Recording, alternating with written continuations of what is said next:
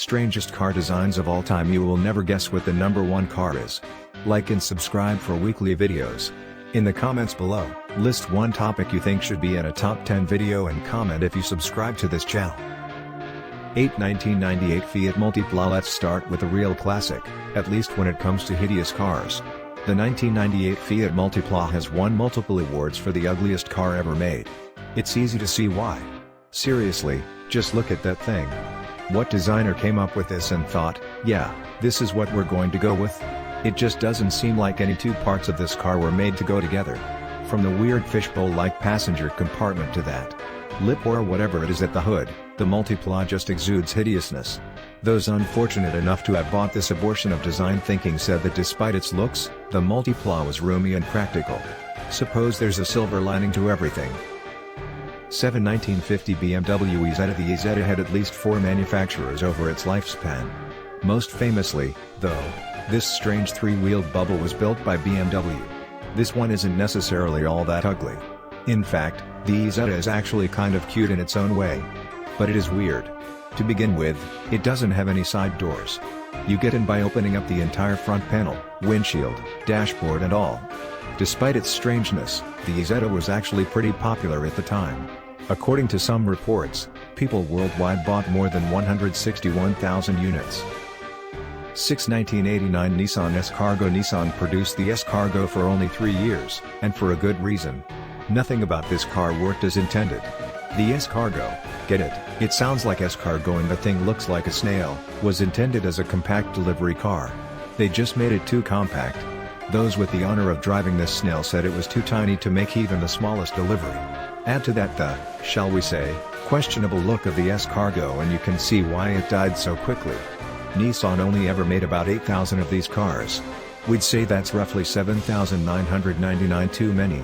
One can be allowed to serve as a warning to other car companies. 1976 Sebring Vanguard City Car. If you've ever wanted to drive a triangle, then the City Car was the car for you. It was also an electric vehicle, so it was environmentally friendly.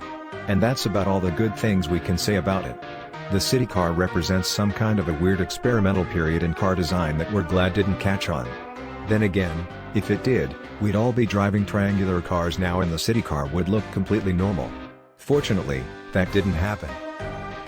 1955 Messerschmitt Kr200. If the name Messerschmitt sounds familiar to you, they manufactured fighter planes for Nazi Germany during World War II. After the war, the company decided to try its hand in car making. And that's where we got the Kr200. Clearly, post-war Germany had a thing for bizarre 3-wheeled cars, what with this thing and the Isetta.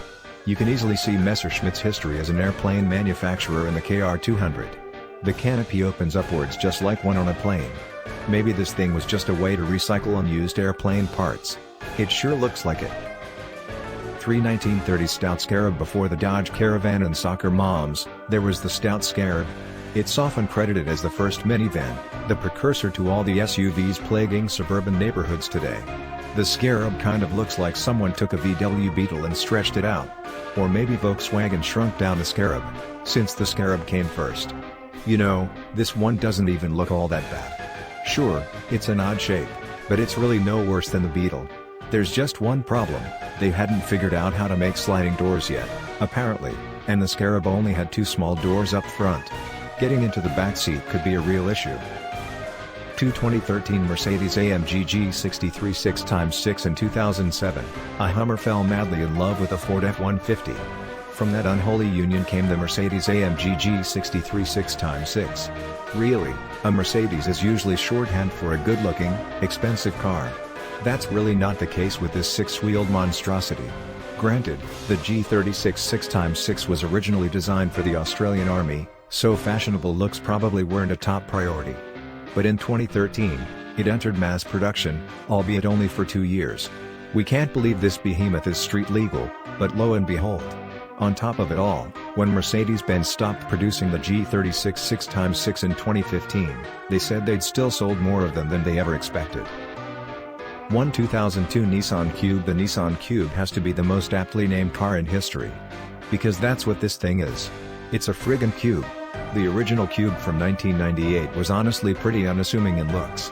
But in 2002, Nissan decided that they wanted it to look so much weirder and introduced the Cube's second generation. To begin with, they made the thing asymmetrical. The back window loops around one of the back corners on the left or right, depending on where the car was sold. Also, unlike most SUVs, the rear door opens to the side instead of up. Hope you never have to open the back with someone parked behind you. The Cube doesn't fare much better in the front either. The round headlights just make the car look surprised that it exists.